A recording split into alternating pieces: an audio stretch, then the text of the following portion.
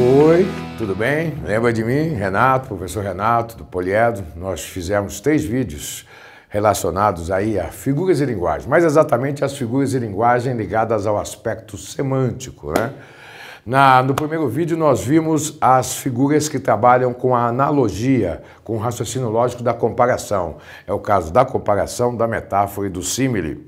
No segundo vídeo nós vimos as figuras que trabalham com a oposição, a antítese, o paradoxo e a ironia, né? No terceiro vídeo nós vimos as figuras que trabalham com a implicação ou a contiguidade. Era o caso da metonímia, né? E o caso da sinédoque, que é um tipo de metonímia. Hoje nós vamos trabalhar 3 famosas figuras: o eufemismo, a personificação, para alguns prosopopeia, tem lá uma pequena divergência em relação aos autores, mas a maioria dá como sinônimo. E a sinestesia, ok? É bom lembrar que o eufemismo ele tem uma funcionalidade importante dentro da medicina e da publicidade. O eufemismo é quando você procura suavizar a informação, né? Em vez de você falar, por exemplo, que o indivíduo, seu tio, morreu, você pode dizer seu tio não está mais entre nós, que fica uma coisa mais suave, né? Então, naquelas situações em que você deve ser um pouco mais delicado nas palavras, porque o assunto é pesado, a notícia é pesada, o eufemismo ele entra para suavizar. Ele é importante na propaganda. Você imagina o meu caso aqui, eu sou careca e tal, né? Você não vai dizer assim, ô careca, nós temos aqui um produto sensacional. Mas você podia dizer assim, você que é calvo, você que tem ausência de fios capilares na parte superativa do crânio, né? Fica uma coisa mais suave. A mesma coisa em relação à medicina, né? O médico ele precisa estar muito atento no momento que ele transmite uma mensagem, né?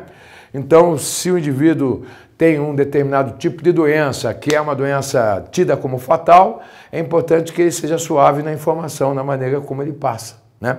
Só que, às vezes, o eufemismo ele também pode disfarçar uma situação que não é interessante para quem fala. Por exemplo, salário mínimo, né? O salário mínimo mesmo deveria ser na base de 2.000, 3.000 reais. Quer dizer, como o salário mínimo não tem exatamente esse valor, digamos que é um belo eufemismo dizer que é mínimo, né? Porque ele não é mínimo, né? A mesma coisa em relação ao golpe de 64, né? Foi colocado como revolução redentora, mas para um golpe, revolução é amenizar muito, né, a situação. Então, o eufemismo é isso. Você utiliza uma linguagem de uma certa forma mais suave, de modo que a pessoa não fique incomodada, né? Em vez de dizer que a pessoa é ignorante, você pode dizer que a pessoa não é inteligente, né? Fica uma coisa mais suave. Mas eu acredito que a inteligência está em todos nós, né? Quanto à personificação prosopopeia, há quem divida a personificação mais para animais e prosopopeia mais para objetos. Mas hoje em dia, em geral, se dá como sinônimo mesmo.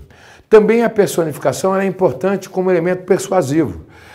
O médico, por exemplo, diante daquele indivíduo que fuma, ele poderia estar dizendo assim, olha, o câncer não perdoa, né? O câncer mata. Da mesma forma que o economista pode fazer referência à inflação dessa forma. No momento que você diz o câncer não perdoa, né, você está utilizando, empregando um termo que é relacionado ao ser humano, que é a ideia de perdoar, para um ser que não é ser humano, que é o próprio câncer e a doença. Ou seja, o médico diz o câncer não perdoa, exatamente para assustar um pouco aí esse fumante que não quer largar o cigarro, né? Ele personifica o câncer. Da mesma forma que a literatura vai personificar os animais na fábula, certo? Né? Para criar aí um efeito de sentido. Também na propaganda, né, costuma usar a personificação. Quando você diz um sapato charmoso, um sapato sensual, você está atribuindo características humanas a um ser não humano. Com isso você chama mais atenção para o discurso, você cria aí um efeito mais poético, ok? Está aí a personificação, a prosopopeia, tão presente aí na literatura e no dia a dia. Quanto à sinestesia, são diferentes sensações lado a lado. Você tem aí a sensação visual, você tem o táctil, você tem o auditivo, você tem o gustativo, não é isso? Você tem o sonoro. Se você tiver lado a lado duas figuras diferentes, você tem uma sinestesia, certo? Então, se eu disser olhar seco, né? O olhar seco de Débora Seco, né? Eu teria aí o visual e a tatilidade lado a lado, sinestesia. Ou então, um conjunto do Nordeste muito bom, inclusive, né, da década de 70, se chamava Cor do Som. Cor pressupõe, né, o elemento visual, som sonoro, você tem uma sinestesia. É bom lembrar que a sinestesia e a personificação aparecem muito, né, na poesia e na literatura, sobretudo para personificar a natureza e, com isso, projetar um pouco do psicológico daquele momento da personagem, como se a natureza refletisse o estado mental da personagem. Muito comum a dobradinha, inclusive, personificação e sinestesia, certo? Bom, por hoje é só. Até a próxima.